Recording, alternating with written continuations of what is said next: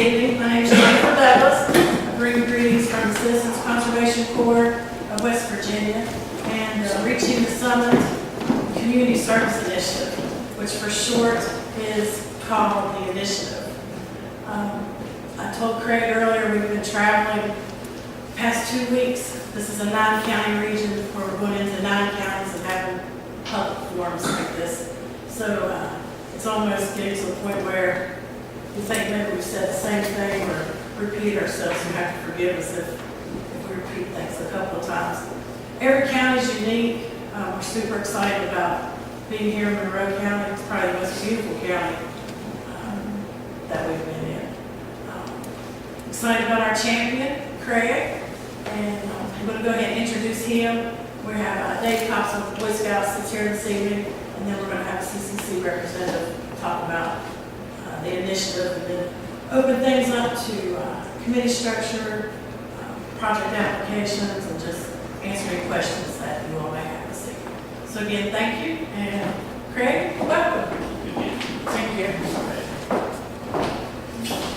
We've got a pretty small group, and I'm sure most of the local folks know each other, but for the benefit of the outside guests, it might not be bad just to go around the room and introduce ourselves really briefly and just mention that we're with a certain business organization, what you're interested in the project. Can you start with you, sir? Sure. Jim Malley, Peters County United Methodist Church. Caroline Sparks, Mayor Union. Stacy Miller, Town Council Union. Bill Miller, County Commissioner. Dolly Evans, County Clerk. Scott Whitman, Day Report. Philip Lund, New York County Church staff. Shane Ashley, County Commission. Clyde Young, County Commissioner. Lauren Booth with the Citizens Conservation Corps. Robert Martin, Citizens Conservation Corps. Cutter Houck with the Citizens Conservation Corps. Dave Cops of Boy Scouts of America. Max Sofer, Citizens Conservation Corps. Marie Walker, Citizens Conservation Corps. Allie Gregg with the CCC as well. You are. And that's my daughter there, Matt. Her brother's at Little League football practice, and her mom is not home yet, and so she's stuck here with me, much to her smell.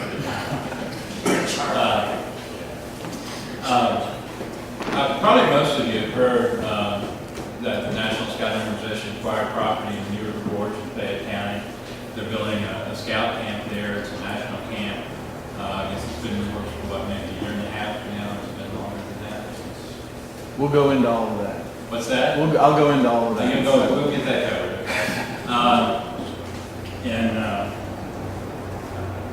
It's going to be the site of the National Jamboree in 2012. That's in July in the summer. And of course, the Jamboree has scouts coming from all over the country.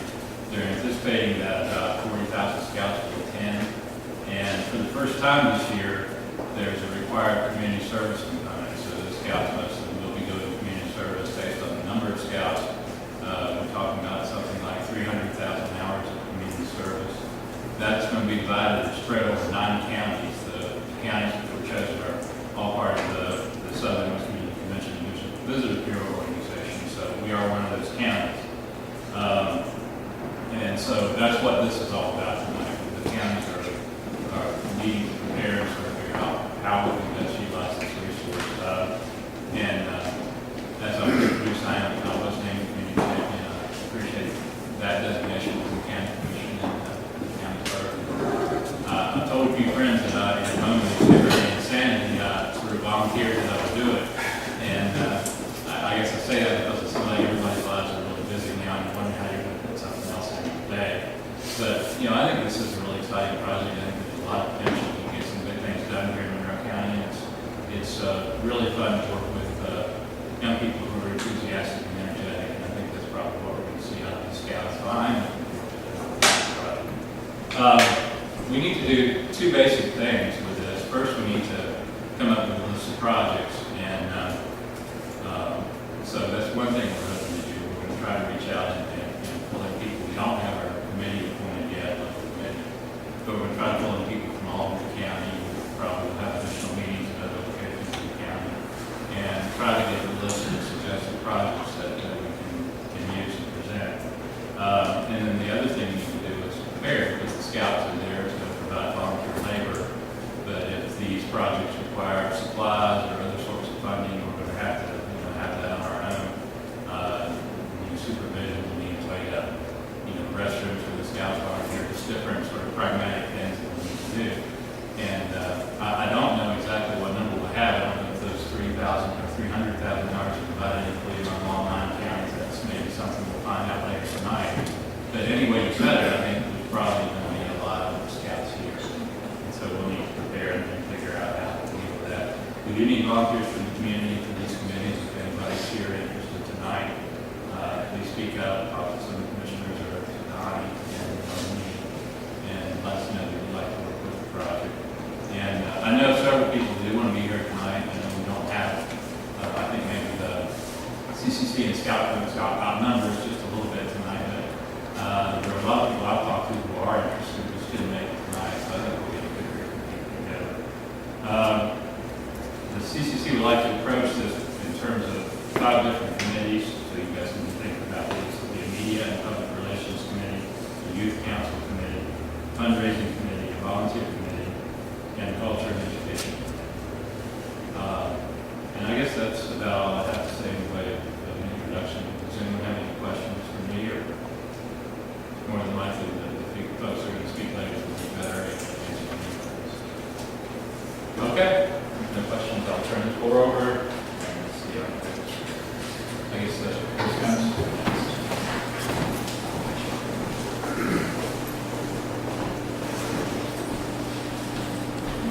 Hi everybody, again, my name is Dave Cox. I'm Assistant Manager of Programs for the Summit here in West Virginia.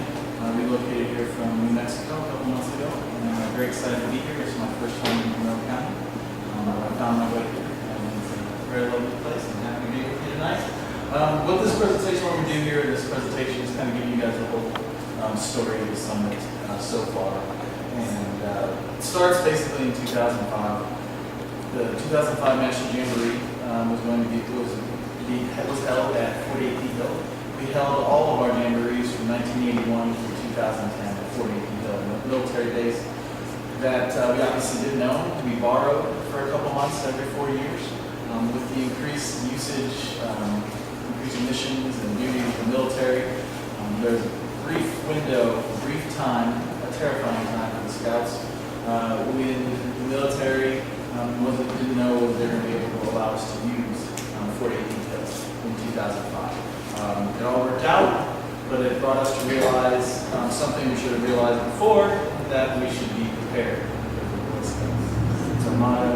And so that prompted the search for a permanent site for the National Scout Jamboree. What really helped to kick that search off was a donation of $50 million by Stephen Bechtel of the Stephen Bechtel Foundation. He owns a very, very large construction company. I think it's important to note that Mr. Bechtel didn't donate money to buy the summit.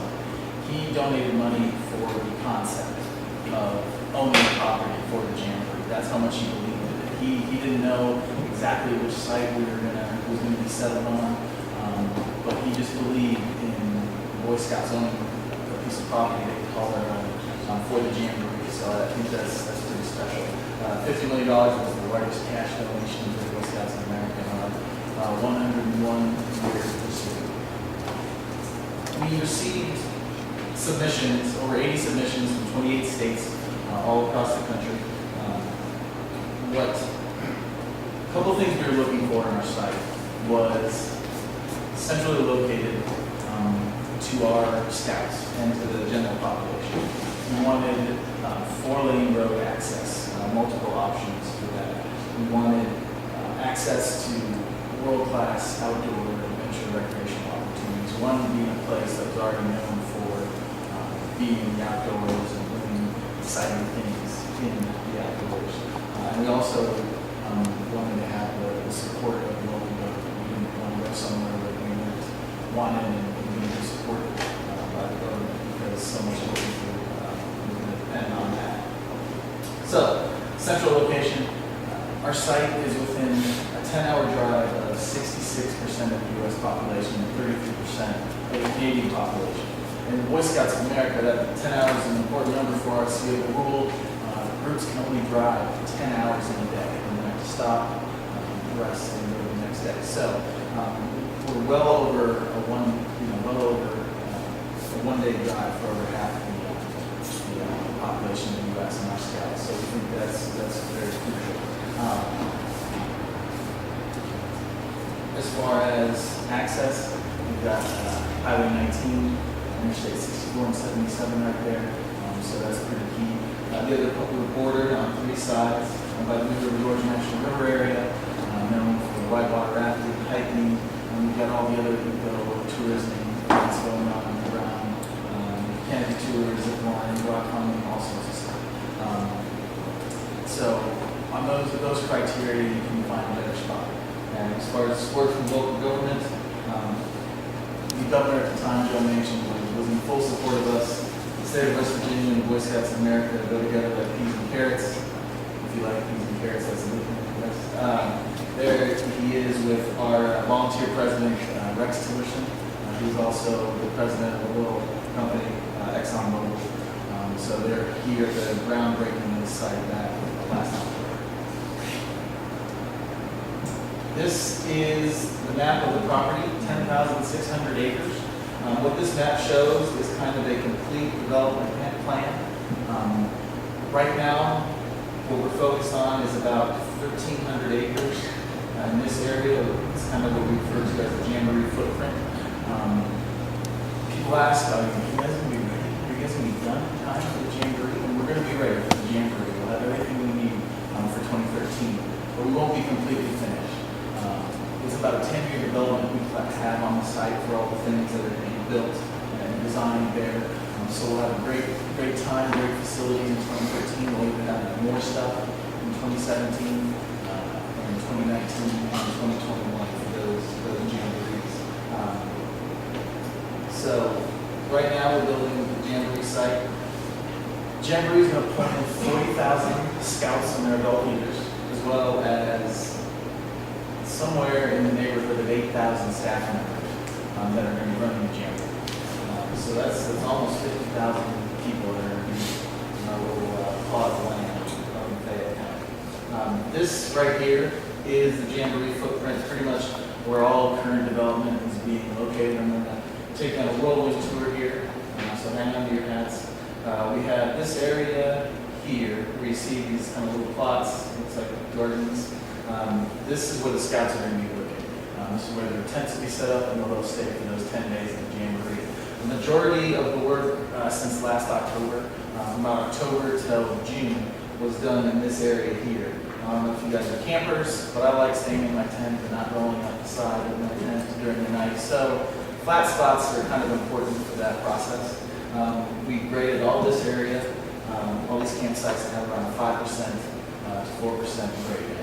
You guys know in West Virginia to get that, it's a lot of work. A good part of the year to just get all that done. Now kind of where they're at is they are constructing, they're putting in the infrastructure, power lines, water lines, and right now they've begun construction on the majority of the buildings that we'll have for the 2013 Jamboree. We'll have 350 shower houses and bathrooms, high-tech, really top-of-the-line facilities, so that the kids can come out and take one shower over the course of 10 days.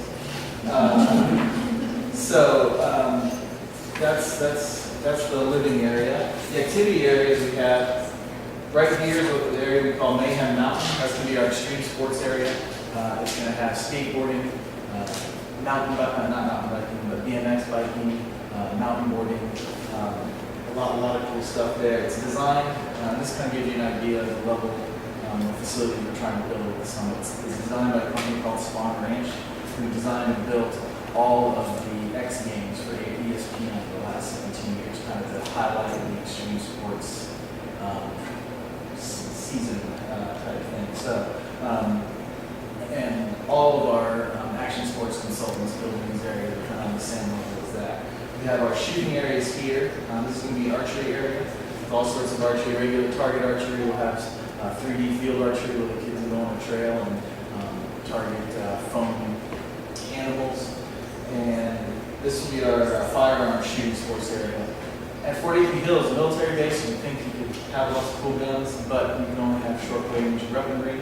Apparently they had bunkers for TNT somewhere, I don't know. But we could have, we could only do shotguns and black powder rifle shooting. Here, we'll be able to do black powder, shotguns, as well as rifles, pistols for our older scouts. Lots of variety in the shooting sports. It's a really cool, world-class facility.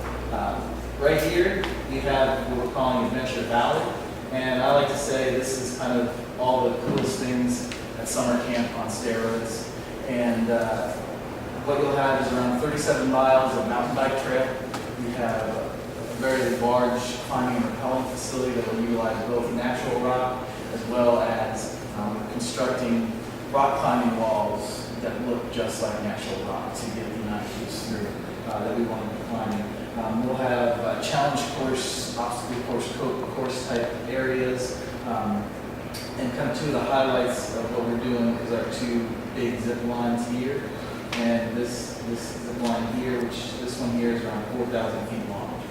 So very cool, high energy stuff. And then the last kind of major activity area is here. It's the Canopy Tour Base Camp. Canopy Tours and zip lines are being built by Bonsai Design, so you constructed all the Canopy Tours at Class 6 and zip lines as well. And this will be the largest facility they've ever built. So like I said, we're in the past, every activity, everything we had for a kid to do at a jamboree, the facilities had been taken down, put up and taken down over the course of about a month. So that didn't really lend itself to the very biggest and best type of stuff. That's our goal with somebody, is to have the biggest and best stuff and have the stuff that the kids want to do.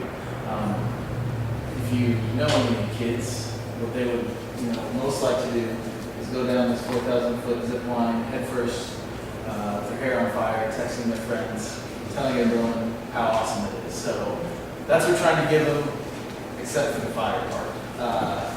So another cool area is the Summit Center.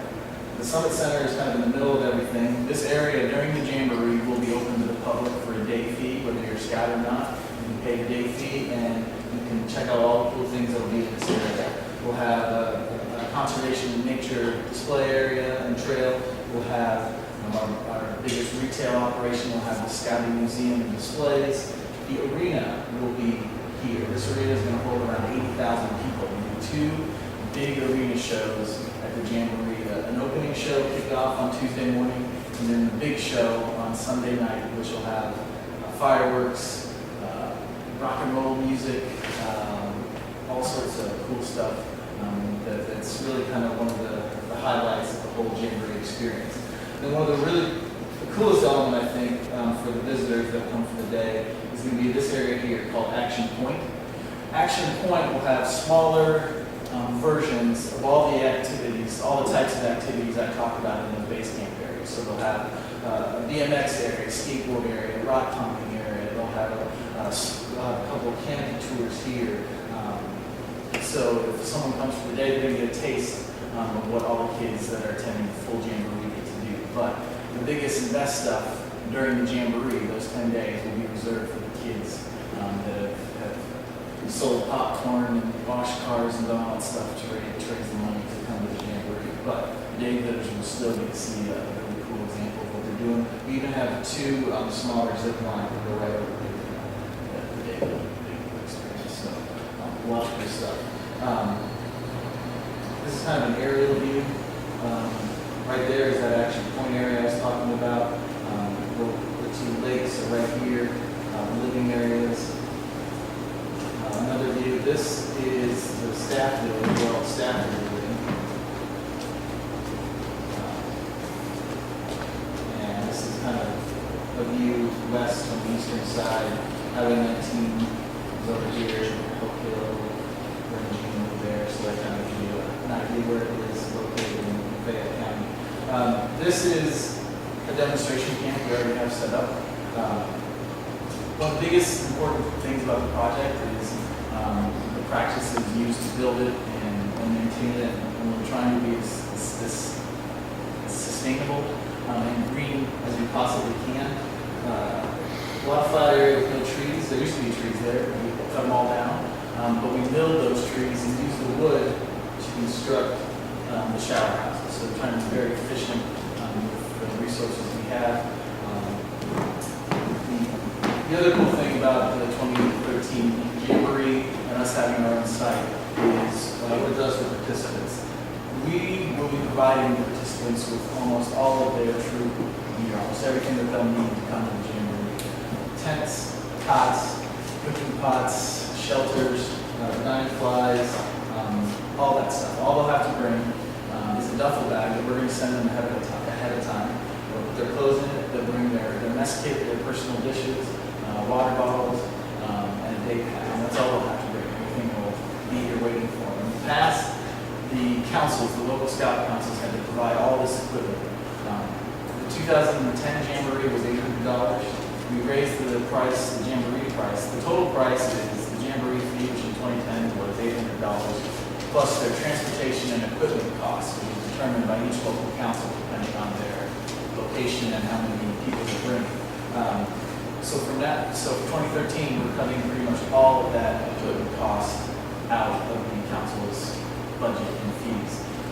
So by raising our costs $50, we're seeing that most councils are lowering it from anywhere $150 to $300. So the first Jamboree at the summit is going to be cheaper than the last one. I think that's a really cool benefit to our scouts and scouters. The company, people always ask me about jobs. Boy Scouts, we have about 10 employees, direct employees for the Boy Scouts of America right now.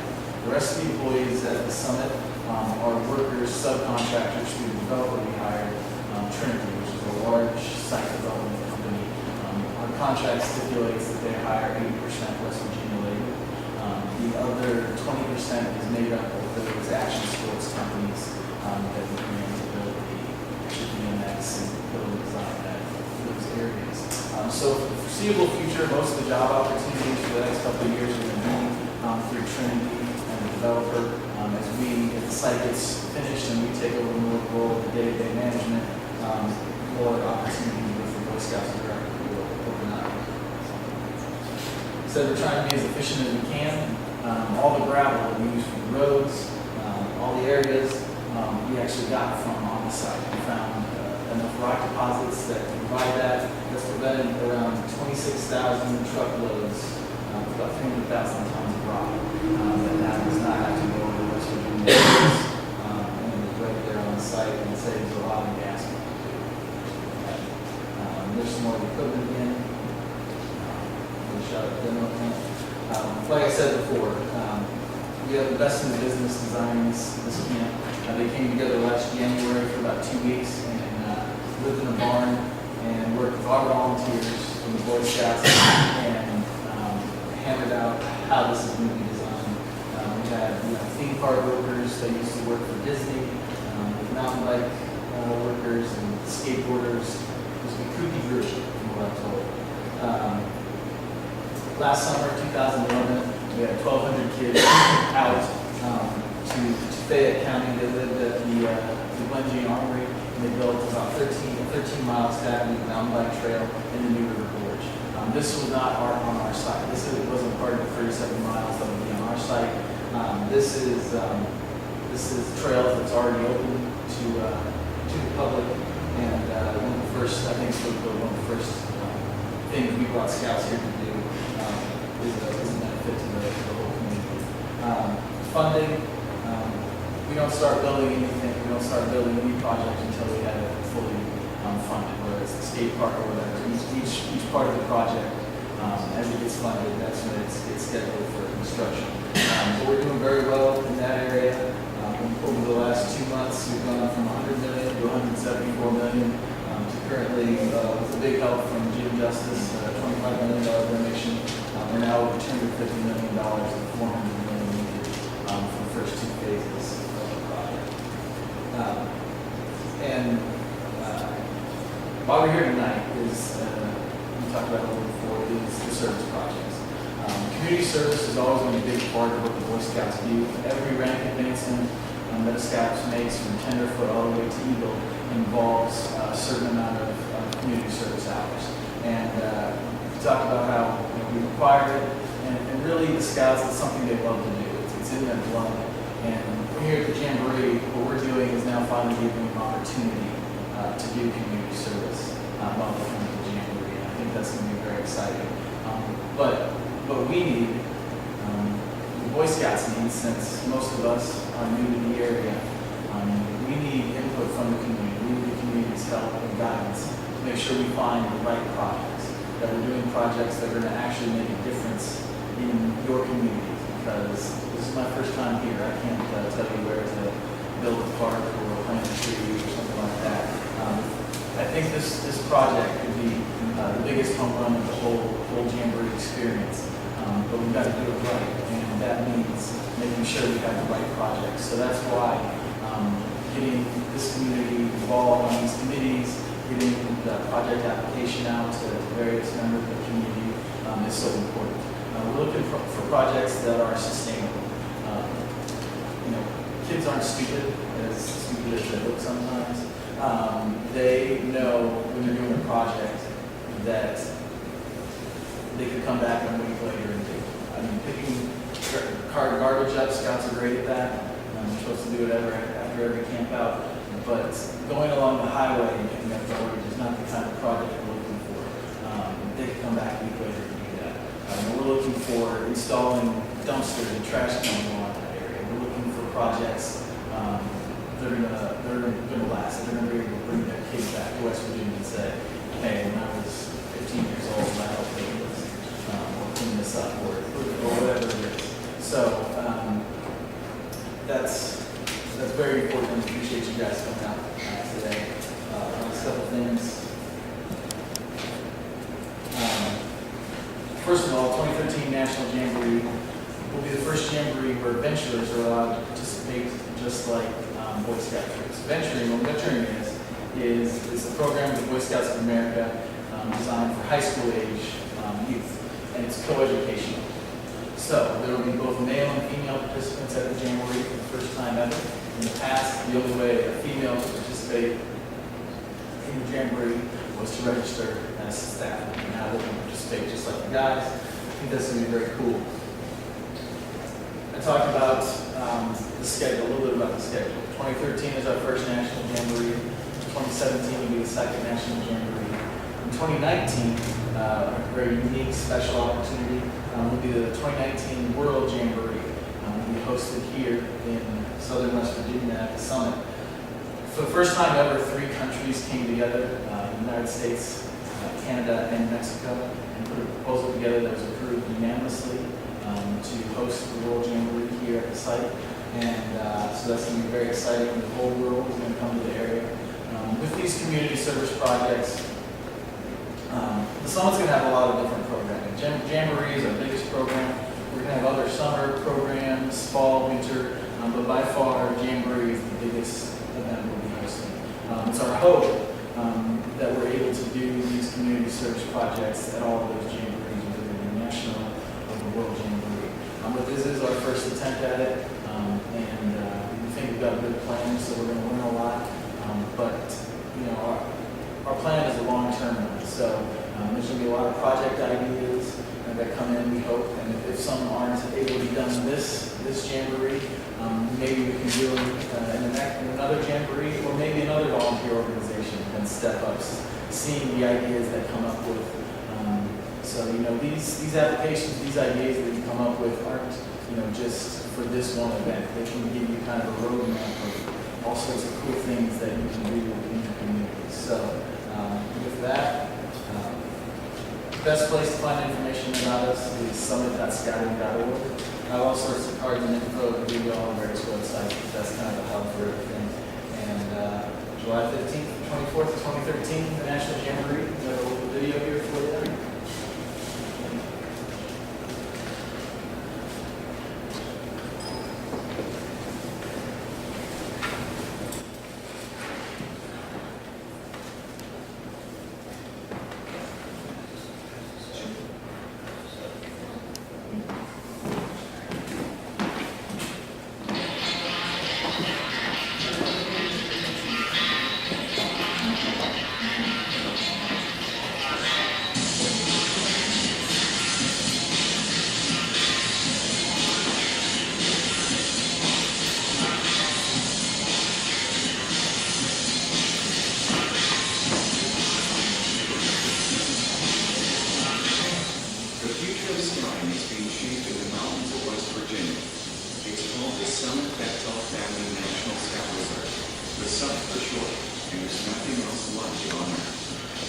high adventure. The summit sits on more than 10,000 acres in one of the greatest outdoor playgrounds in the world. It's an acronym for the summit is the new permanent home of the National Scout Jamboree. It's the future shaped by you, today's scouts. You're setting the course for the next century of scouting, and it leads to the summit.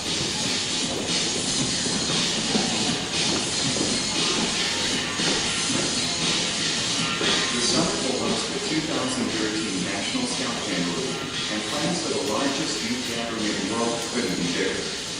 It began with a history-making $50 million donation from the Stephen D. Bechtel Jr. Foundation, the largest in scouting history, and with millions more in charitable giving since then. The 2013 Jamboree at the summit is shaping up to epic proportions. Visitors will have some amazing spaces to share with us at the inaugural Jamboree, and large parts of the summit will be scout-only during that time. Also, 2013 will be the first year to include venturing at the Jamboree. Being subcamps will dig deep into the action sports that are at the center of the summit experience. Get ready. The 2013 Jamboree will be like nothing you've ever seen.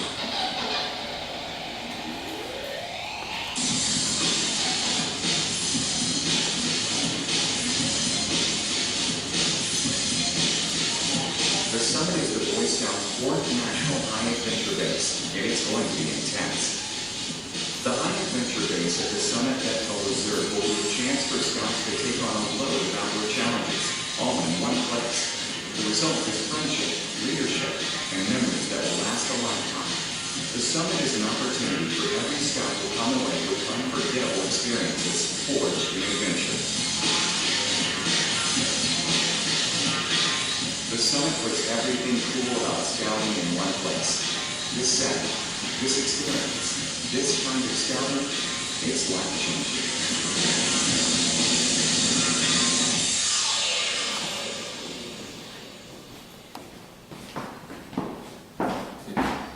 You guys on the ground, have any questions? And I appreciate your time. As mayor, one of the things our town council discussed is getting them to GPS all the water meters. Now, that's not something very tangible where they can come back 10 years later and say, oh, I did that. There's really nothing. Would that be a problem? Is that the type of project you all would want? It's not picking up trash. It's not building anything, but it's something we desperately need. And I think That's something we can do, and it's important with any of these projects on the application is to explain the benefit to the general public in the area, and that's kind of what the project we do. And we want people to think outside the box, especially at this point. We don't know whether we're going to be flooded with ideas or we're going to be knocking on people's doors. is that the type of idea? It's not a tangible. It's not something really. Is that okay? Definitely, we want to see an application on that. Yeah, Okay. and that's definitely something the scouts can do. We have a lot of scouts with little gadgets and GPSs. And that'd be way more fun than picking up trash. Well, that's a real need that you're. It isn't, it would save the money that it would save each one of my water customers, that if we could do it without having to hire another company to come in and do it for us. Exactly, and that's kind Do of. you want $1 now? I mean, is that? That really, that exactly, and that, not only do we want to be able to explain that benefit to, on the application, as the CCC, the community, the Boy Scouts are working through and figuring out projects, we want to be able to explain to the kids, so that maybe they don't see the bridge they're building, but if they understand the benefit and what that brings to the community, then that will give them that sense of accomplishment. But that would be a project y'all. Yes. And the other thing, ultimately the Boy Scouts are going to say, have final approval on all the projects. But if we say no, it's not going to be because we're going to tell you, oh, we don't really think that's important. We know better than you. It's going to be because it's something we logistically can't do. Right. We need you guys to tell us what's important. And if it is, if we do say go to something and it is important, again, it's not because we don't understand or see the benefit of something. It's because And if that was our project, would we have to provide the GPS equipment? Or is that something they would already have? I mean, how detailed would that have to be? We would need the equipment Provide, okay. But, you know, I'm not sure, that's something I'm sure could possibly be rented. Rented, yes. And. Or borrowed, yeah. My limited knowledge of GPS and mapping units and, you know, I don't know what you're using the data for, but, you know, what specifications and the accuracy you need may not be as accurate as your general off-the-shelf GPS. Yeah, right, he's got to do that. We can get the equipment, we just don't have the time or the manpower to go and do it. Yeah, no. Without paying somebody, which we that we don't have the funds for that either. You kind of touched on it briefly, but what other type of things will you have going on at the camp year round when the jamboree's not going on? I mean, what? Well, a lot of that still has to be. Right. But you'll have The different. format of it has to be figured out as far as the programming that we'll bring scouts in to do. It will involve kind of all the facilities that we built for the jamboree. But whereas a kid in the jamboree will come and rock climb for 3 days, for a regular summer camp program, they might come and rock climb for 4 or 5 days, and then spend a half day doing a couple different activities. So we're going to be utilizing all that stuff. We just got to put where it is. The other thing we want to point out is that we will have times where we do stuff to bring the public into the site locally to take advantage of the facilities. I worked at Philmont Scout Ranch the last 5 years, our largest property in northeastern New Mexico, and I did all kinds of field trips with the kids to different areas. You know, jamboree, and there'll be certain times in the summer during the jamboree when it's mostly scout business that we'll be handling, but there'll be other times where we're going to try to do things that get the community involved and on the site. For the next little while, it's a big construction site, so we don't have too many people on there. What the arena I talked about was holds 80,000 people. We've definitely had thoughts and ideas about, you know, hosting concerts there, stuff like that. So,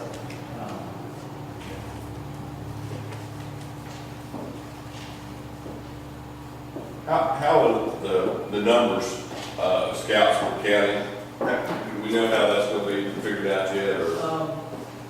you know, as we get, basically we've got each day, during the jamboree, 5 of the days, we'll be sending scouts out to do these projects. Each of those days will be around 8,000 scouts. And I don't know necessarily that we're going to be as fair and judicious as we can.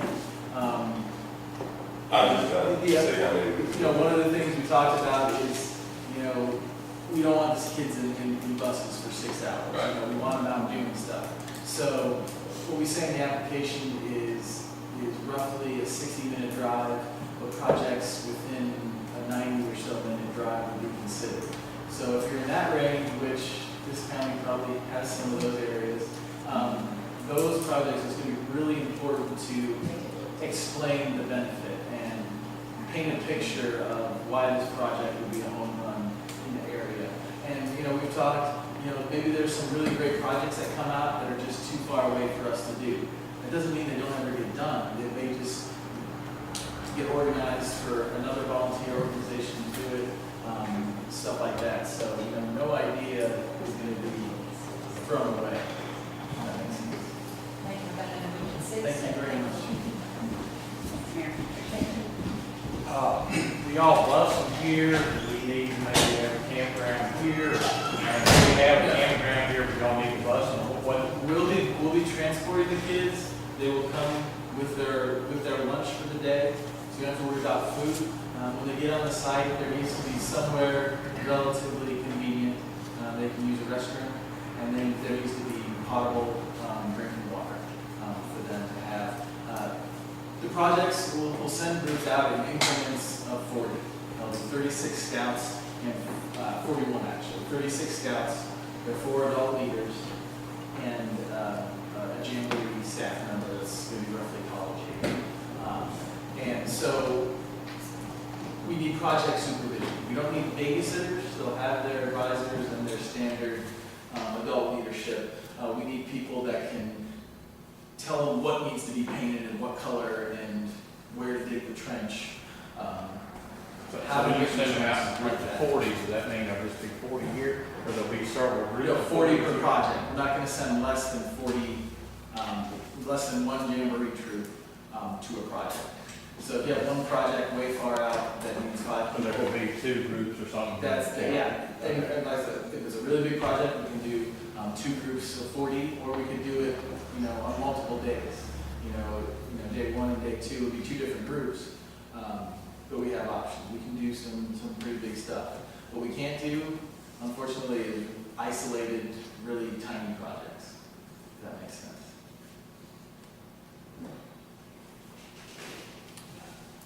Any other questions? I'll be around. Thank you so much. Make notes.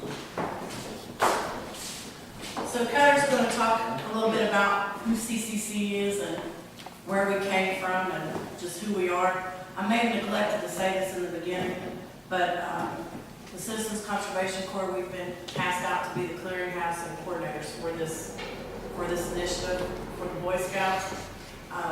When we were talking about the different committees, you know, there's 5 committees. That sounds like, you know, a lot. One of the things the CCC does, we will assist, help be in those committee meetings with you all, so it's not something where you're just on your own without the CCC being a part of that with you all as we move forward. And I heard some questions about projects, and we'll get to that after Cutter talks, but one of the things that we are going to do, and that's why we're encouraging, and deadline for project applications to be submitted is March 31st, but the sooner the better that those come in. We'll have a CCC team that comes out and assesses that project and looks at it within, 2 weeks of when the project comes in.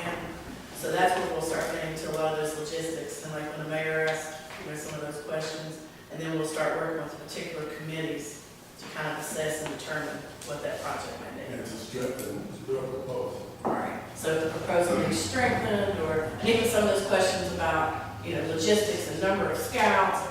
It won't just be scouts. When we look at numbers, it really would be on estimate about 1,000 Boy Scouts per county per day. It'll be a different group of scouts that come in each of those 5 days, because it's 1 day of service for each of your 40,000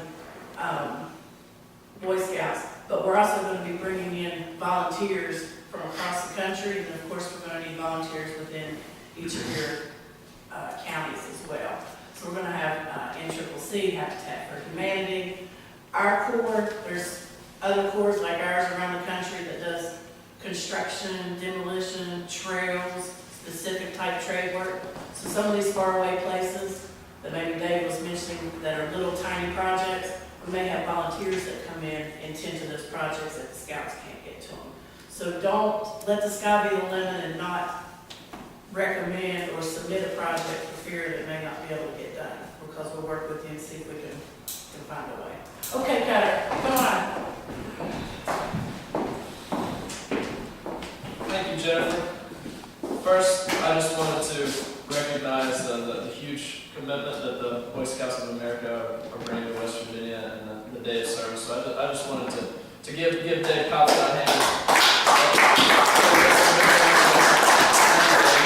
He's been fantastic to work with. My name is Cutter Huck. As Jennifer said, I would work with the Reaching the Summit Community Service Initiative. And if anybody was counting, I may be the only one, 628 days until the National Scout Jamboree.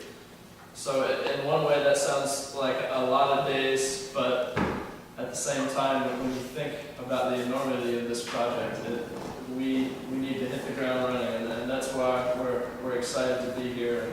I see that the county commission is represented, and the union is represented as well. So how did the CCC think that we could pull this off? In short, sometimes good ideas never die, and the Citizens Conservation Corps of West Virginia, affectionately known as the CCC, we base a lot of what we do from the Civilian Conservation Corps that was developed by FDR during the Depression. What did the CCC boys do? They planted 1 billion trees throughout the nation. They received a meager wage of $30 a month, and 25 of that went back to the community, so it stabilized the communities back to their families. They made the outdoors, a lot of the wonderful recreational facilities that we enjoy here in the state of West Virginia, they made nature usable. They fostered the national park system to be started in this area. So we at the CCC, we're basically the grandchildren of the Civilian Conservation Corps. So where can you find the CCC? Our banner project, probably our most well-known project, is the Courtesy Patrol. You probably see the white F-150s with the yellow logo patrolling our highways and interstates. It's a voter assistance program, and we utilize welfare to workers to drive the trucks. And it's transitional, so we have a goal to transition them into full-time employment while we provide educational opportunities. The Trails and Development Program, we utilize youth crews, 16 to 24 years of age. They have an adult supervisor with them. They get work skills. It's also they also get opportunities to earn AmeriCorps scholarships. So whenever they leave the program, they can invest in their education. They work with the National Park System in New River, Harper's Ferry, C&O Canal. They do trail building and construction there. You'll also find the CCC crews in beautification in the cities of Beckley and Huntington. The CCC also initiated and currently manages the first tee of West Virginia. It's a statewide chapter, one of only 4 in the nation. They teach children life skills through the game of golf. And we're currently expanding throughout the state and working with the West Virginia Golf Association. We also manage a property in McDowell County called Twin Branch. There's some trail and recreational opportunities there, and we will have a trailhead to the Hatfield-McCoy Trail System for ATV riders. Burning Rock Outdoor Adventure Park, located in Raleigh County. We build and maintain the trail there. We have over 100 miles of trail and counting. We have to keep revising the map every week. We also are the fiscal agents for the Appalachian Coal Country Team. They build community capacity throughout 8 states within Appalachia. And we are also fiscal agents of the Challenge Athletes of West Virginia. They provide opportunities for disabled West Virginians to enjoy the outdoors. Probably the most well-known one is the Adaptive Ski Program at Snowshoe.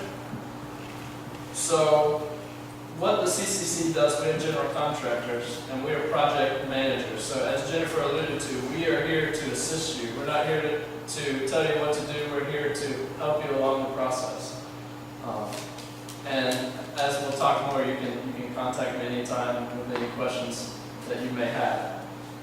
So what is the Reaching the Summit Community Service Initiative? I'm going to go into a little bit of detail to paint the picture for you. Some of the numbers are staggering. 40,000 scouts are expected to attend the National Scout Jamboree in 2013. We estimate 300,000 community service hours. We have a 9-county region that, of course, includes Monroe County. So we're talking about 200 projects per day for 5 days.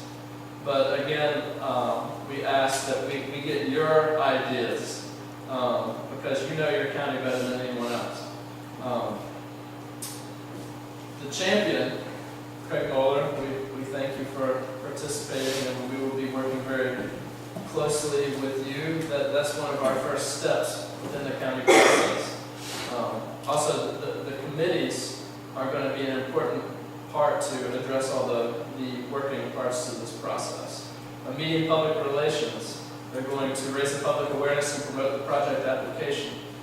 The youth council, they are going to engage the youth within the county and actually re-energize scouting in West Virginia, because when you get off the plane at Yeager Airport, it says you're entering scout country. Is that right, Dave? It is. You wait 20 minutes there for that. The volunteer committee, they're tasked with recruiting the necessary volunteers to complete the projects. The fundraising committee is pretty self-explanatory. They're going to locate the resources to complete the projects. And the culture and education committee, every project needs to have an educational recreational component. That's going to give the scouts context to where they are. It's a simple activity like a hike, where a local explains the historical significance of the area. So the scouts are going to have an opportunity to come from the summit site and meet West Virginians and see the beauty of West Virginia. And all 50 states are going to be represented. So this is an opportunity to create ambassadors for West Virginia, because they're going to return to wherever they come from and tell them about what West Virginia is. Because I'm originally from Beckley, West Virginia, and I've lived for a short amount of time outside of West Virginia, and they don't know what West Virginia is. So this is a wonderful opportunity to put Monroe County on the map. And that's what this Culture and Education Committee is going to do. And also, this is an opportunity, it's broader than the Boy Scouts. We're hoping that the Boy Scouts are just a catalyst to teach communities how to do community service. We are going to receive the project applications, and we're going to save every single project application in the database. And if it doesn't get completed during the Jamboree, we will have that information saved, and we will do all we can to complete that project. So getting the right people to the table, this is what it's all about. And again, we want the voice of the youth to be involved with this as well. So one of the exciting things about this project is we go in the 9-county region, and we have a brain trust. That's what I like to call it. And we get these wonderful ideas from each county. We got a wonderful idea for having this public forum, and we used it to do all the public forums throughout the 9-county region. So we want to hear your ideas, and that's what this is all about. And I want to thank Craig Moeller again for being champion, and Shane Ashley for all your support throughout this process. And I invite and encourage all of you to participate in the committee process. The 5 committees are represented over there. You can sign up there. And also to distribute the project application to as many parties as possible. That's what it's all about. And I will be over at this station here to your left with the project applications and some quick facts. So I thank you for your time, and we'll get right down to it. I will open up the floor for any questions if you have any before we break out. Cutter, do the applications come back to us first and then to you guys, or do they go to you? What's the change? We will receive the applications, and Max, actually, our data manager and social media manager, he's going to store them, and we want to give the county champion and the interested parties within the county a weekly update on what we receive. And then as we meet, we will examine the projects that we've received and work from there. So we'll get a total list of the projects that the people submit. Yes, in short, we're just gonna log them, have the data bank in our office, and then funnel that to the champion, so you all know everything that's coming in for your county, and we've just got an official record over it, and then hands-on with the county with the projects. Yes, sir. Sort of ties in with Shane, but do you want us to try to recruit as many projects as possible? And you want sort of only really maybe the best of the best projects submitted, or you want as wide a variety of projects as you could possibly get to get a little more to choose from? Yeah, there are a lot of different kinds of projects, and we don't want to say no to anything right now. We want to hear your ideas. You know, that we want to have wow projects, the big projects on a large scale that's going to be on the front page of the paper. But also, some of the small projects can be the most beneficial. You know, painting elderly lady's house, or just improving a community, just doing some community improvements. Those can be some of the most beneficial. So we just want to hear your ideas. And from And you there, all really you know, dictate that. When we yeah. say, what, 200 projects throughout the 9-county region, so we kind of averaged that and said, oh, that could be 20 to 25 projects a day per county. But it may not be that. This has never been done before. We have no idea what's going to come in. It may be that because of its distance, one of the things we have to deal with on the last day of Jamboree Tuesday is there are physical things that the kids have to get done with their campsites and stuff that we're going to require them to all be back on site by 4 p.m., which is earlier than the other days. So it may be that, you know, the first 3 days, Monroe County has 70 or so projects a day, and Raleigh and Fayette County on Monday and Tuesday have 70 projects a day, and you guys towards, you know, on Tuesday may not have those projects. Or that's when the volunteers. Yeah, from a scout perspective. Right. So there's that logistical issue. So it's not exactly that we're doing the same amount in every county every day, but more of an overall over the course of the 5 days, we're going to try to be as even and fair as we can be. If that makes sense.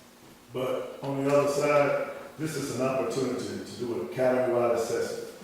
So you will know what needs to be done. It's going to be ongoing, okay? So we don't know what we're going to do after the Jamboree, but I can tell you CCC is going to continue to work with communities. And you don't know, the Boy Scouts may assist us, we don't know, but let's take an inventory of everything that this community needs, put it down on paper, put it in a database, so that as we network with corporations and foundations, you know, that, you know, the Boy Scouts are bringing more to the table than just that, those days of service. Come on. They are the catalyst for a new movement and a re-energizing of scouting in the state of West Virginia. So let's take this opportunity to inventory the county, you know, the beautification projects. And one of the things we're going to do is come to the school system, the elementary schools, middle schools, and high schools. And we're going to show the Boy Scouts video. We're going to give the young people a little pep talk and talk about, give them a little civics lesson. And then we're going to talk about how they can serve. Because guess what? We want their ideas. So if they want some basketball hoops up, we need to know that they need some additional playgrounds, whatever beautification projects they need surrounding their communities. We want to hear those, but also we want to stuff that in their backpack, that project application, for them to take it home to their parents. So we're going to get to all areas of the county. So this is our opportunity. And that's why we say, first of all, do a complete community assessment. Put it on paper. You know, put it online and get it to us, and then we'll start building things down and get to the meat of what we're trying to accomplish. As long as we get that feedback of those projects back to the county, all of them, that way we can look at them ourselves, and there may be something that we can work on. And we're going to do that in an expeditious manner, I can assure you that. Not only that, it's, you know, whether it be one major project, we can package several smaller projects within a 2-week time frame.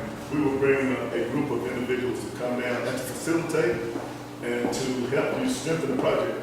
It may be when you present it to us, we can talk today, hey, that's one of the projects we're going to do, and it's already ready. But if it's not, if you get in early, we can help you strengthen the application. If it comes in, like maybe 2,000 other projects that are going to come in like on the 30th of March, no, I can tell you that, okay? So the sooner the better. That's the reality of it. And we're going to look at doing probably one demo project per county in early 2012. And we'll just to iron out logistics. We'll have a bus. I don't know if it'll be CCC youth, maybe youth from, we're not for sure where these are going to come from, Scouts, youth, whatever. But we'll leave from the site area, come into Monroe County and do one project just so we can do a trial run get the project done, get a feel for it. You've got 2017 and 2019 as opportunities as well. So where you said this is ongoing, go ahead, Craig. Well, that's all right. I just had a couple more questions too related to the buses. Will there be a rendezvous point in the county, or will each bus when it leaves Fayette County be going straight to one work site? So they'll need directions to that work site, the second bus will be going to a different work site. How will that all work? For the most part, the buses are able to carry 40 people. So right now, we envision the buses going to the location nearest the project identified as being available for buses. That'll be part of the project, is okay, where can a bus get to close to your project? And if they get there and the staff's after like 10 minutes to get to the project, that's not an issue. We just need to make sure that needs to be part of the plan, because where those buses are going. Are they like, I mean, the school bus can get to most places in this county, but a charter bus will be a different story. What kind of buses are these going to be? A mix. So Greg, also let me say this, and I've been talking to other counties and their 911 directors.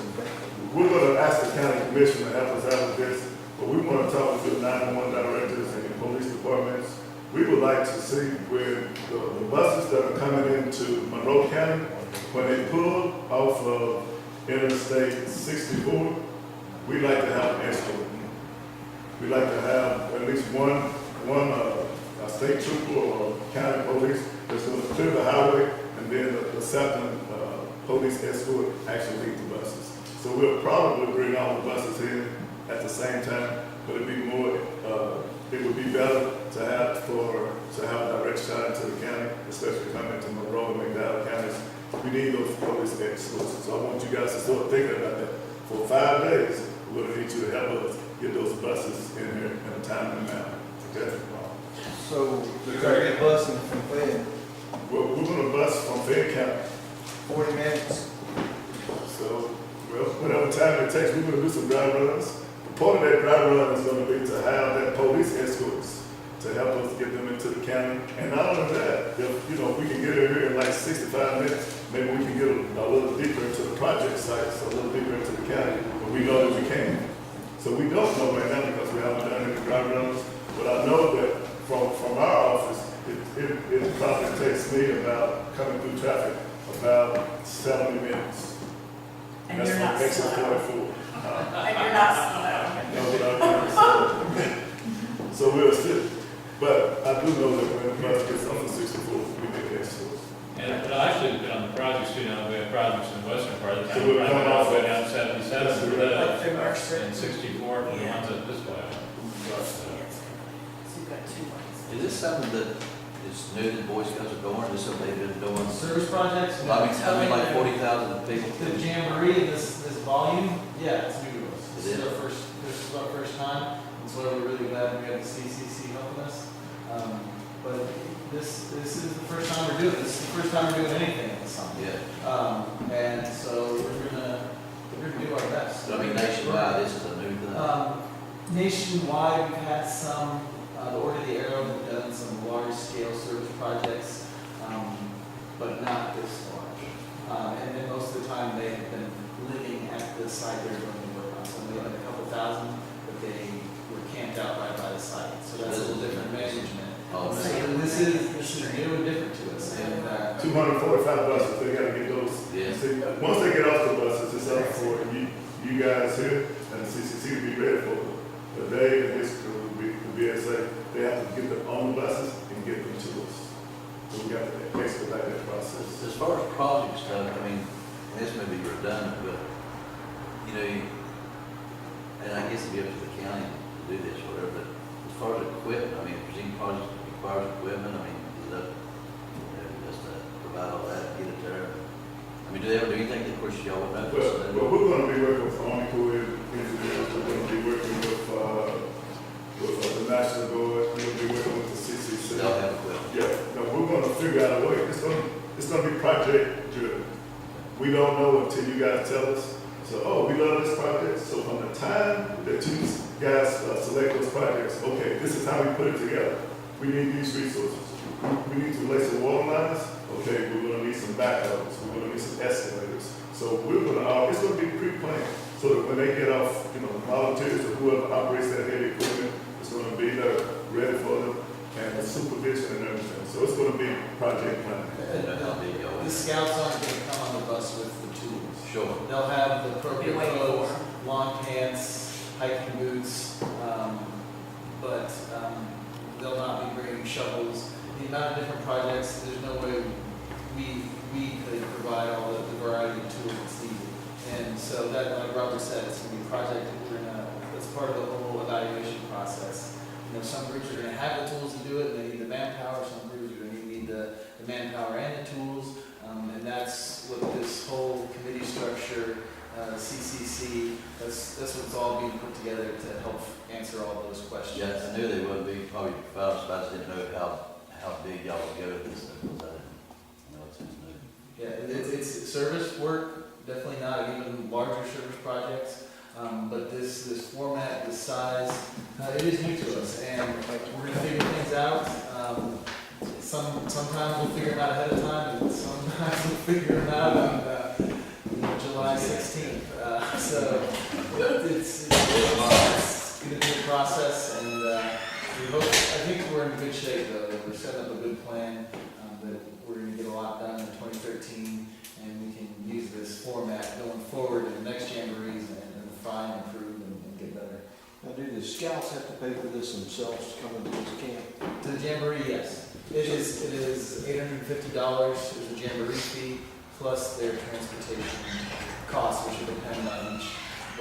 So we can it's start different in California a than scholarship fund for a couple of our scouts to, you know, start raising money if we had scouts in the county that didn't have the money, and we could Yes. maybe as a And group that's or a something, county send. that's something that the local councils are working on. The summit itself, we can't really start scholarship funds for specific councils, and we do have scholarship, and it's on a national basis, and each council can, in addition to that, can develop their own scholarship programs. So all of ours are kind of open to everybody that we have, and then each area is also able to develop their own avenues as well. I think that might be a good thing if we try to bring more scouts in and we had this carrot, you know, hey man, somebody's gonna get to go for free. Yeah. Yes, sir. Sorry to keep asking, but one thing that comes to mind, if these applications are going directly to you guys, you know, could we make it a requirement that if a group submits an application, they will come to our local committee meetings? Because we're not going to know what they need, you know, until it comes to them and then comes back, or what resources they may already have available, you know, what funding they may have.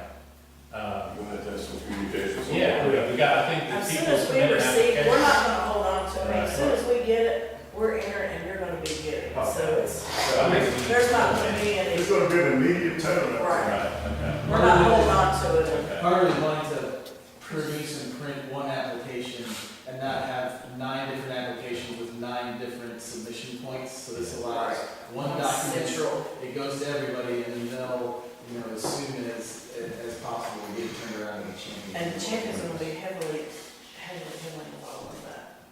So you're gonna be, and we're Can't say gonna, that way too much. so keep asking questions. One of the things, see, we're gonna mobilize these committees, okay? So, you know, we're gonna be putting processes in place, like the fundraising and the youth council and all these different committees. But one of the things is, we don't know anything until we've decided on the application.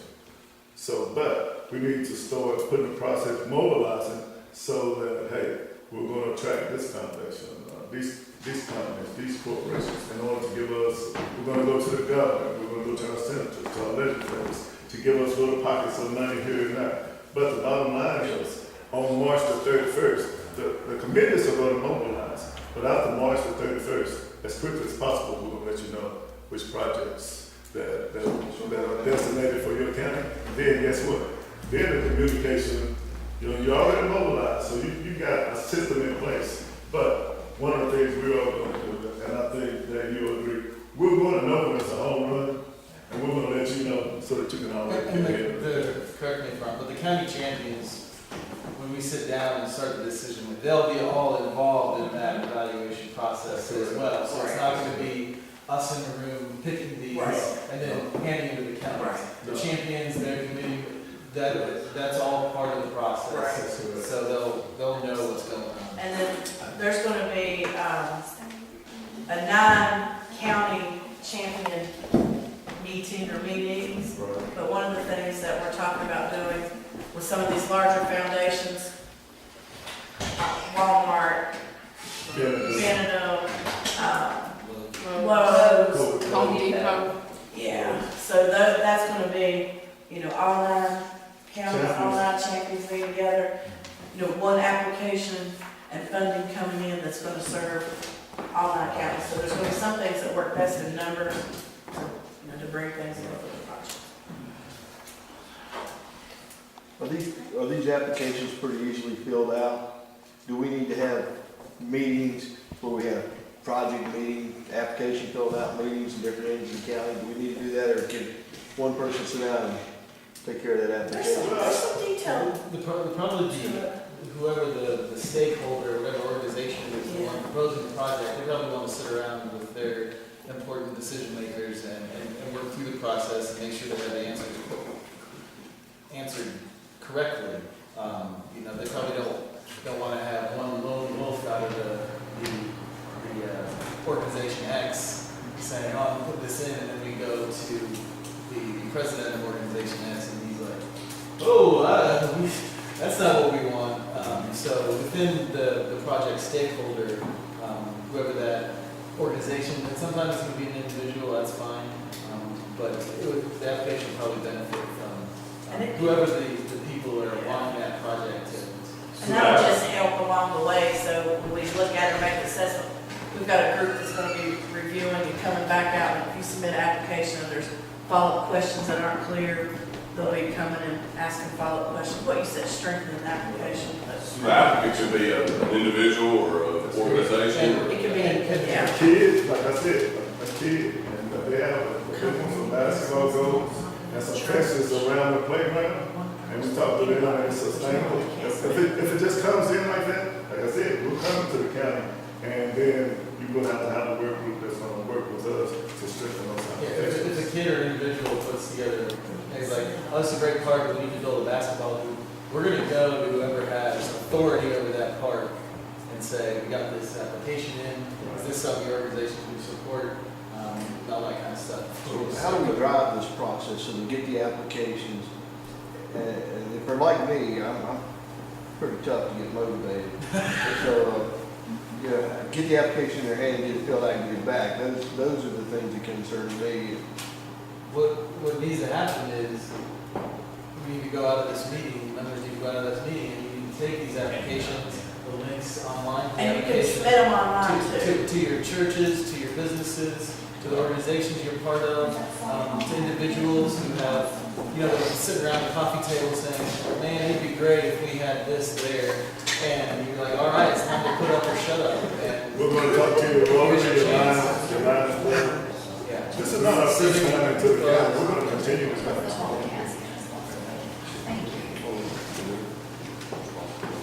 Alan, you want to speak about our strategy and how you're going to be working with the public relations team? One of the things we're going to do, once we launch this initiative, we're going to monitor if the applications are coming in. If they're not, we're going to call Greg, we're going to call the county commissioners to let you know, hey, we got to do a better job. We got to go back down there and really let the citizens know we got to have more participation from the community. So we're going to develop different strategies if it's a little slow with the applications. Yes, sir, and I'll walk up here so I don't get everybody trick in the neck. I think that's one of the reasons why we started so early.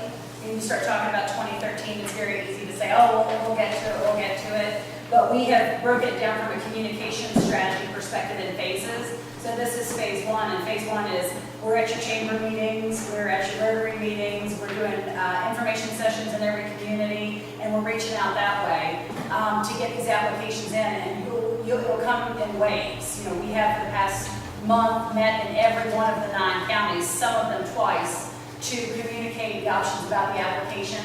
We're now going back and reaching out to key opinion leaders and stakeholders and the champions to carry that message forward.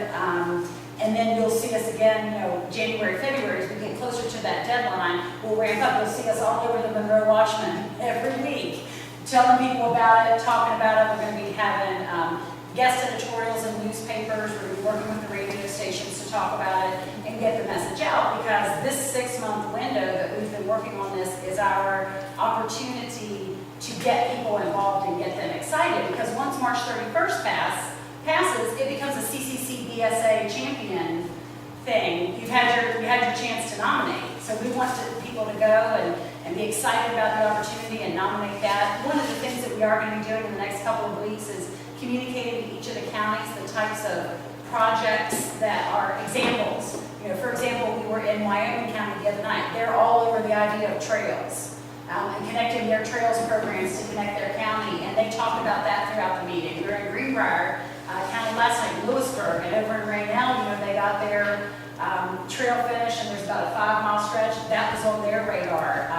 Raynell also wanted to talk about beautification entrances. I was here early today because the lady at the senior center had to leave about 2 o'clock, so she and I got to visit, and she said, well, would they build us steps? Because we'd love to have a way to take people down to our basement from here to there. And I said, absolutely. That's the kind of project that we're talking about. And she said, we love the opportunity to work with people and reach out, but to the point earlier, it's not like we're just going to show up at the senior center and be like, how we're going to build your steps. So we're good with that. We're good with that communication and getting people involved, but just keeping people excited. And I'm handling the communications efforts for it, and this is a great team, and everybody's super excited. If there's ways, some of our counties want us all over Facebook. Some of our counties just want us in the paper. Some of us want us on radio. So if there's a way that we need to be communicating that's going to help get Monroe County excited, tell us what it is, and we're going to do it.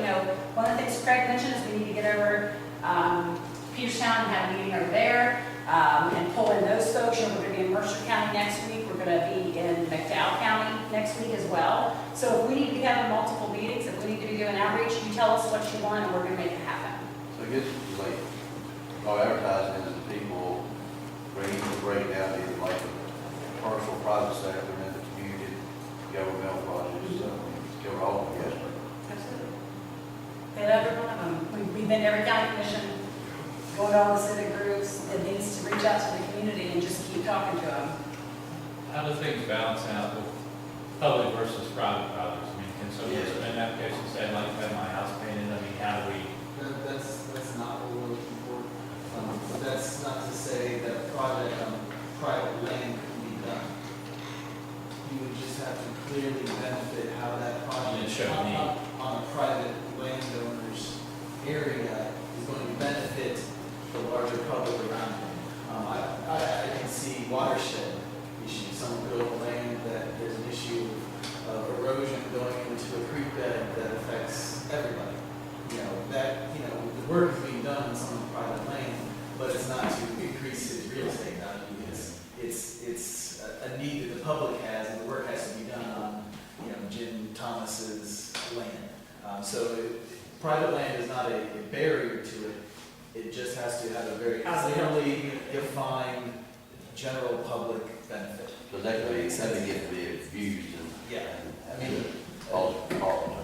But it should be communicated. Should we take, for example, the Confederate Memorial, and the Historical Society is always trying to raise money. They're in the newspaper. They're always doing something to raise funds to replace that fence or to maintain that area. That's a project that should be discussed because it's a greater good. It's as you enter Union, those are the kinds of things that people could talk about down the road, and those are the kinds of projects looking ahead that, that is something. If we've got this group of scouts that can come in and help us with the Civil War monument, and we can get people excited, and the Historical Society wants it, let's do it.